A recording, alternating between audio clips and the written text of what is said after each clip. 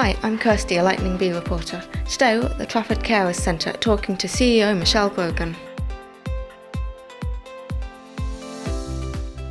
What can you tell us about the services that Trafford Carers provides for young and adult carers? So we've been providing services for young and adult carers for 26 years, and it has evolved massively in those years. For young carers, the last 3 years has really seen the service grow and develop thanks to an amazing team that's in place. It's not just about delivering a carers assessment. For us, it's about ensuring that at the point of access of coming in and being empowered to look at the role that you do and what support needs that you are, we want to ensure that we can connect you with those right supports. For young carers in particular, it's about having a really established programme of activities where you can meet with other young carers, get the peer support, and also be involved in developing those groups and activities as well. For adult carers, it's not too dissimilar to that. We listen to our carers, we take on board the feedback, we provide activities and events that will meet the needs of carers because that's what they've asked us to look at. So we provide groups such as choir, gardening group, there's a craft group, we've done things like creative writing, and the main thing to take from this is we will try whatever we can as long as we have the funds available for it, which we do at the moment, we're really pleased to say. But with funds, we will try new things, we'll evaluate, and we will adapt from that, so it becomes a service that is for carers, led by carers. Thank you.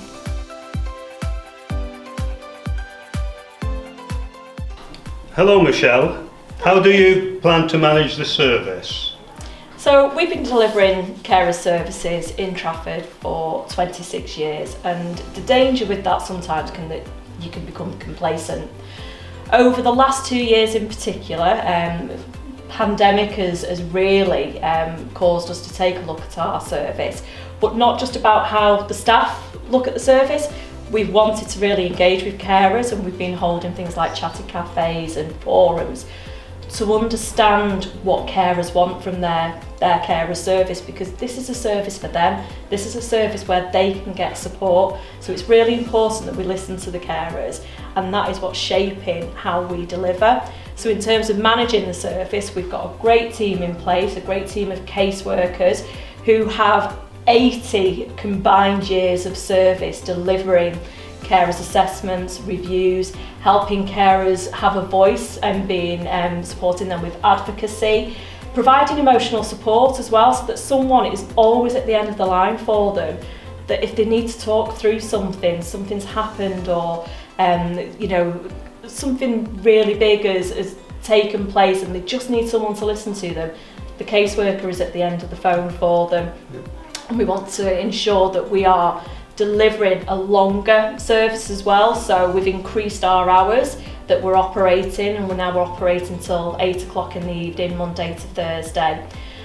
We also want to work with volunteers more, because volunteers can not only enhance the service, but we want to focus on volunteers in a way that we can help them to build skills, to also look at resilience as well, and to help them take that step back into employment as well. And those carers who are coming to the end of their care role or a former carer, we want to work really closely with them to support them in that area.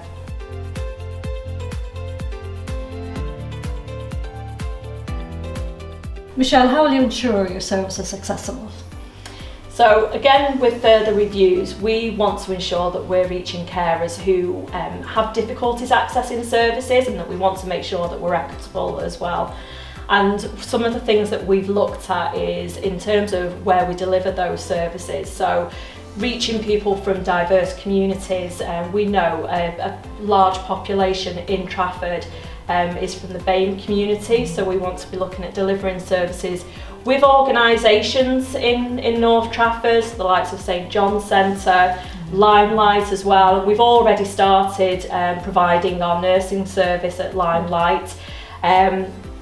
We also want to make sure that anyone who's accessing the services, whether they have a mental health need, whether they have a sensory impairment, also feel confident and can trust that they can get support from our service.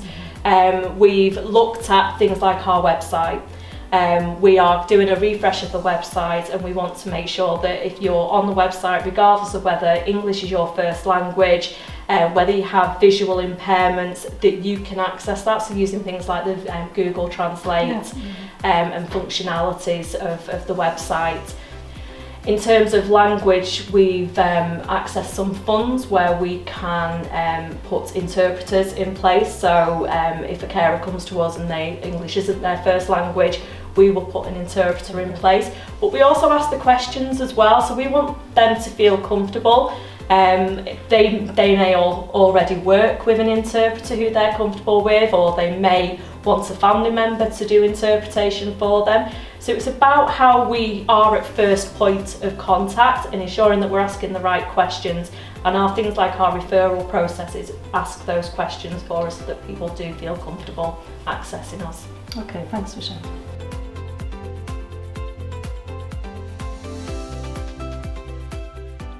How can people find out about Trafford carers? We've been working with many organisations across Trafford to ensure that the information is out there. The easiest place that you can find out about us is by using our internet, but we're also aware that not everyone has internet access, so you can access information through your GP.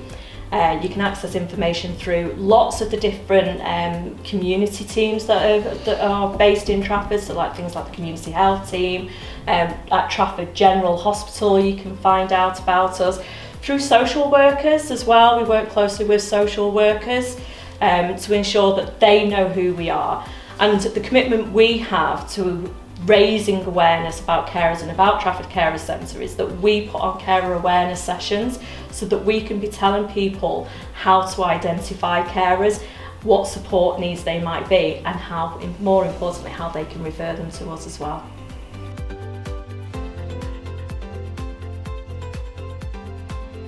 Okay, Michelle, what ambitions do you have for Trafford Carers to improve the lives of carers? So over the last couple of years, we've been working closely with Trafford Council and their strategy for working in different neighbourhoods so that carers and people in Trafford in general have access to services in somewhere that's really close to them.